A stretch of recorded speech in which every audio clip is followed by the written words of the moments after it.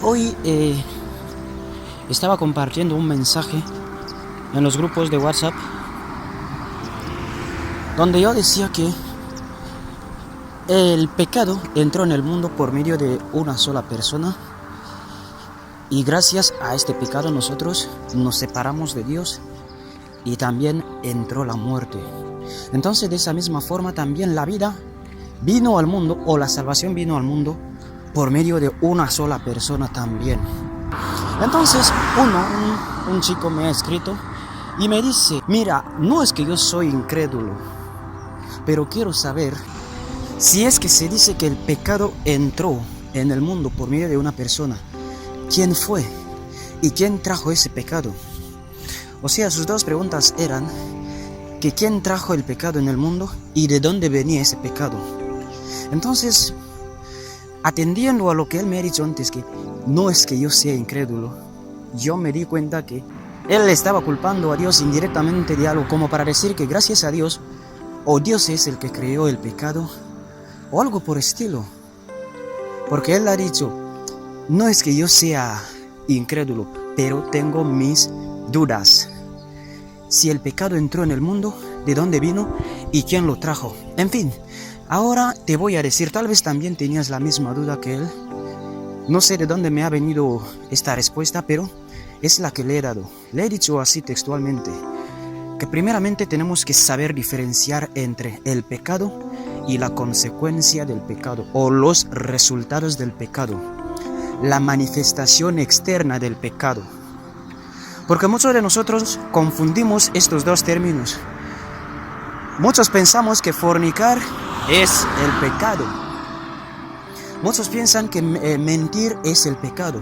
Criticar, adulterar, matar, asesinar. Muchos creemos que esto es el pecado. Y es lo que le he dicho, no es el pecado. Estos solo son resultados del pecado. ¿Cuál es el pecado? O realmente, ¿qué es el pecado?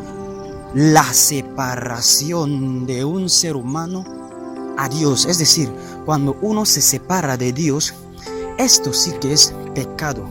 Y ahora cuando te separas de Dios, sea como sea, obligatoriamente o de una manera automática, tendrás que ir a hacer cosas que cuando estabas con Dios no las podías hacer.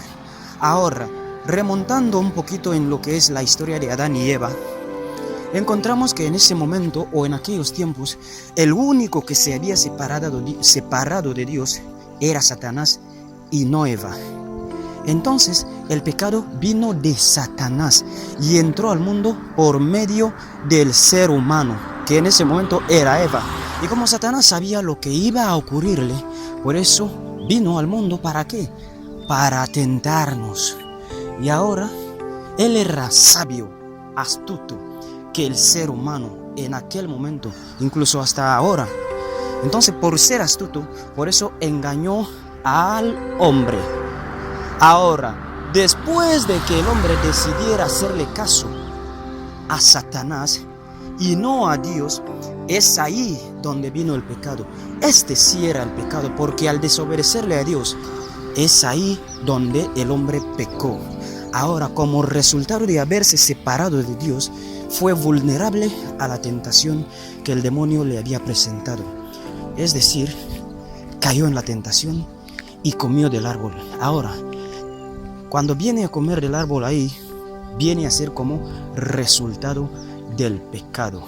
Entonces, resumiendo, el pecado vino de Satanás y entró en el mundo por medio de Eva.